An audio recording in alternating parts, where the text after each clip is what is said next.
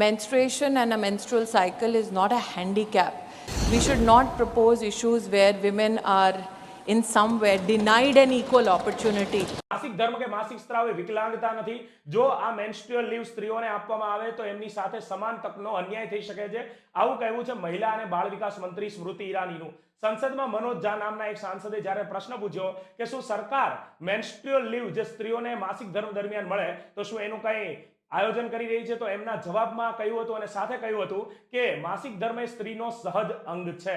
તો ભારતની અંદર બિહારમાં 1992માં આ પ્રકારની પ્રથમ લીવ આપવાની શરૂઆત થઈ હતી. હમણાં કેરળ સરકારે પણ શરૂ કર્યું છે.